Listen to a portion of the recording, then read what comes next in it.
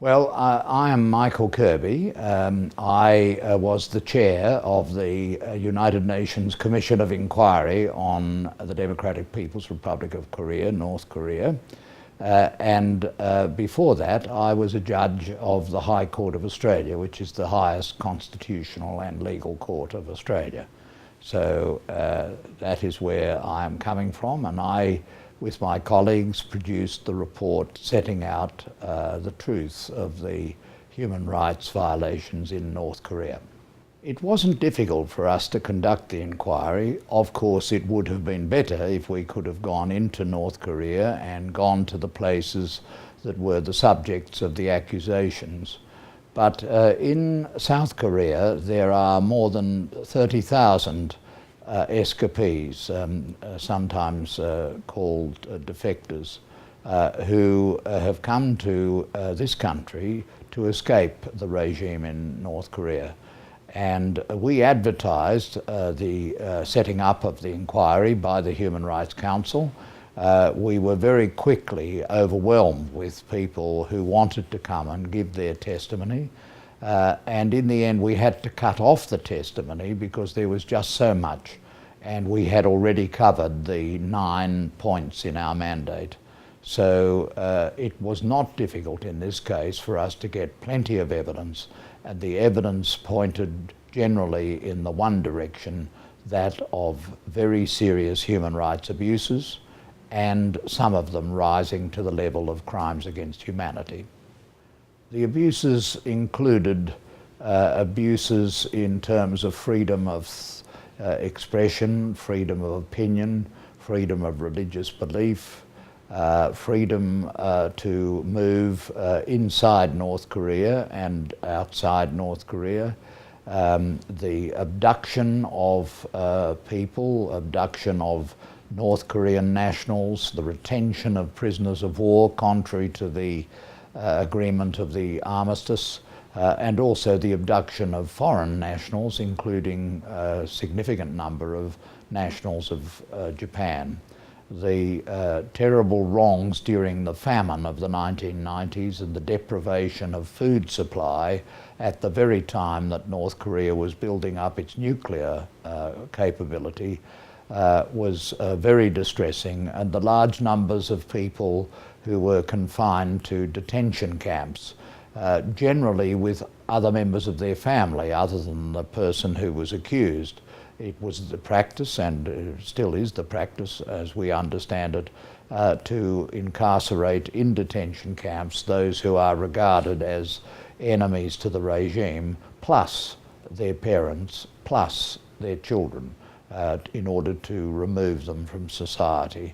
So that's just a thumbnail sketch. There were many other terrible wrongs, and all of them are set out in the report of the COI. Well, the first thing that has to be done is to talk about it and to examine the report of the COI. We were addressed at the Jeju Forum by Al Gore, and he made a wonderful address about the what he described in his book as the inconvenient truths of climate change. Well, there's a second inconvenient truth at the Jeju Forum, and it's the inconvenient truth that's contained in the report of the Commission of Inquiry. This is the Commission of Inquiry report, and you cannot establish peace and security on the Korean Peninsula without addressing the inconvenient truth of the terrible wrongs that have been found against North Korea, and without giving accountability to the people who have been the subject of those wrongs before the international community. So there are two inconvenient truths at Jeju. One of them is the inconvenient truth of climate change, and the other is the inconvenient truth of human rights abuses in North Korea, crimes against humanity at the very time of the development of very serious weapons of mass destruction by that country. North Korea was given every opportunity to engage with us. We asked to call on their ambassador in Geneva. We made arrangements for them to have the access to the tribunal when we conducted the investigation in public. We gave them the facility of having a representative to speak for them, to ask questions of the witnesses. And when we had completed our inquiry, we sent a copy of the report before we delivered it to the United Nations, to the Supreme Leader, giving him an opportunity to correct anything that he said was a factual mistake or anything on which he wanted to express a different point of view. So we observed due process, but their strategy was to have no connection with us, to pull down the blind and shut the door and pull up the drawbridge and have no connection with the Commission of Inquiry. And I think that strategy led the United Nations in the Human Rights Council, in the General Assembly, and eventually even in the Security Council, to vote very strongly in favour of the report of the Commission and to insist that there be accountability for the crimes of North Korea. We certainly can and we must deal with them at the same time. We cannot sweep the serious findings of the Commission of Inquiry under the carpet and hope that they will go away and ignore the obligation that is imposed by international law. Where you have crimes against humanity, they are crimes of great significance that demand accountability. And so far as I know, the United Nations has never traded off responding to crimes against humanity without securing some appropriate arrangement for accountability for those crimes. So not only can we deal with the two issues, peace and security and human rights at the same time, but we must deal with them at the same time, because if we simply push the human rights issues to one side, there will be no stability. There will be no way that we can avoid the obligation in the long term. And therefore, it has to be part of any package that is made for the settlement of the differences between North Korea and the rest of the world.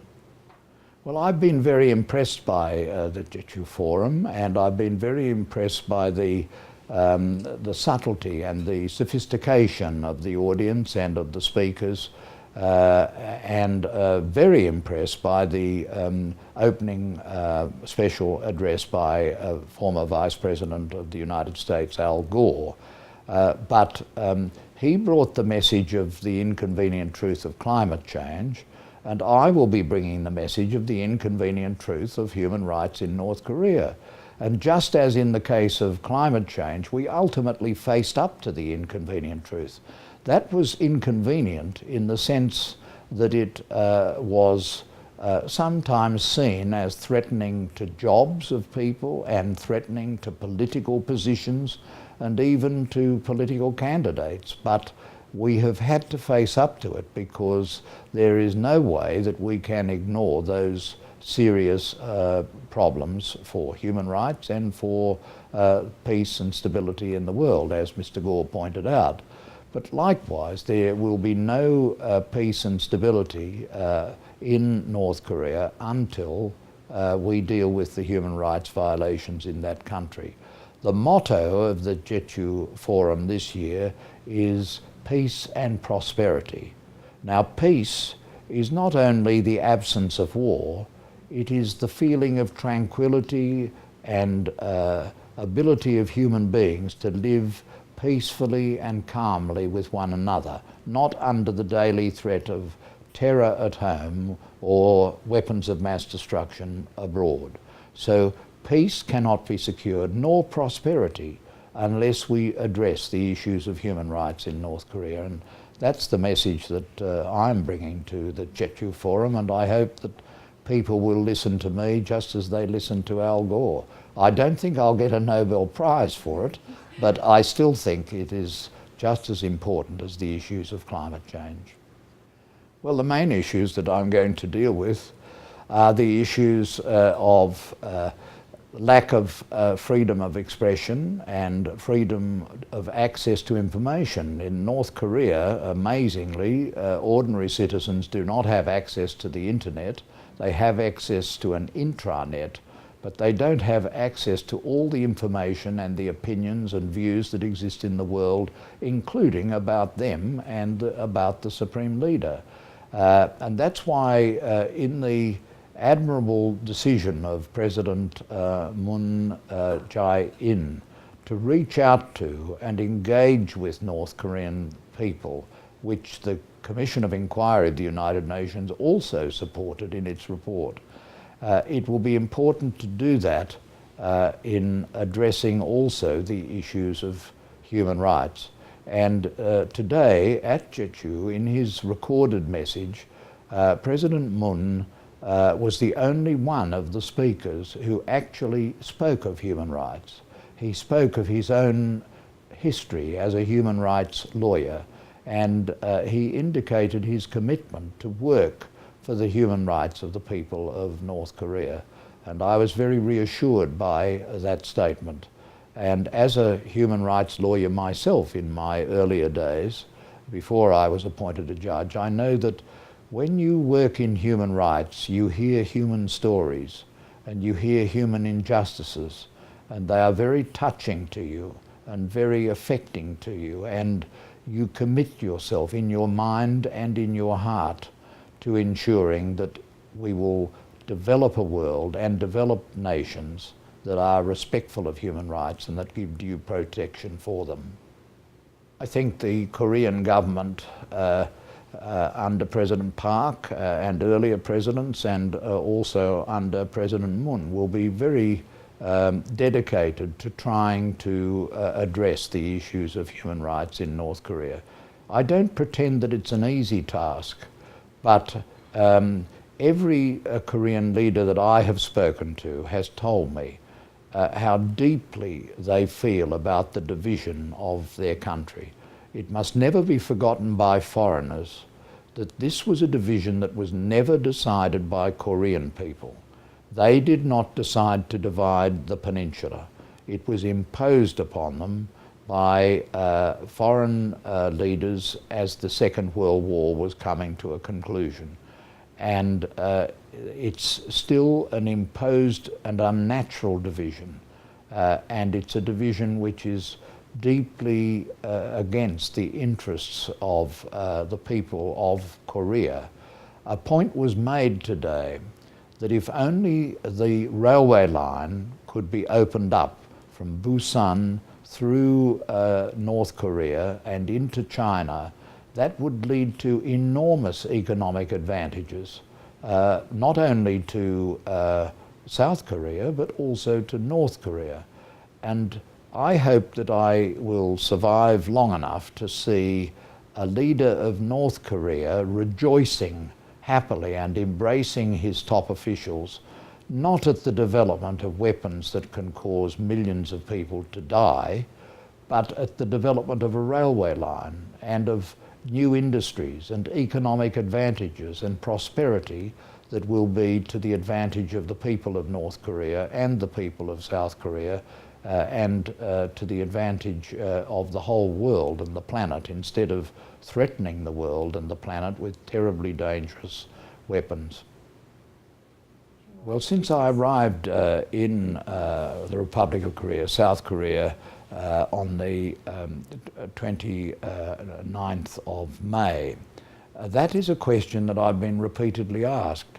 What is the new administration going to do? I can't answer that. That is something that is going to be answered in due course when the President's ministry is set up and the ministers are in place and the decisions are made. But President Moon has made it clear that he wants to reach out to North Korea. It is the fact that in the COI report, reaching out to North Korea and establishing person-to-person contacts was an important part of the strategy which the Commission of Inquiry recommended. We didn't recommend cutting off North Korea and having no discussions or contact with them.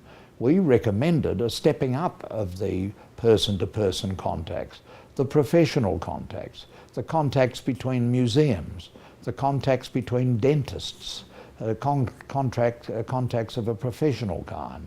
This is what happened in the case of the division of Germany when Willy Brandt became the Chancellor in 1970. And I would not be surprised if there will be steps in that direction, and that will be healthy. But they have to come with the development of responses to the demand for accountability for the most grave crimes of North Korea, which are the crimes against humanity. That is what the world promised in 1945, and that is what I believe the world will ultimately wish to deliver. My last words on the Jeju Forum is that it's an amazing and extremely valuable engagement of top minds, top experts, but also ordinary citizens. It's very important in the issues that I'm concerned with, and Mr. Gore was concerned with, climate change and human rights, that we don't let the experts ever get too distant from the ordinary people, because the ordinary people know what are really important issues for them, their families, their children, their workmates and their community. And those ordinary issues include climate change, they certainly include the risks of nuclear weapons, and they undoubtedly include universal human rights.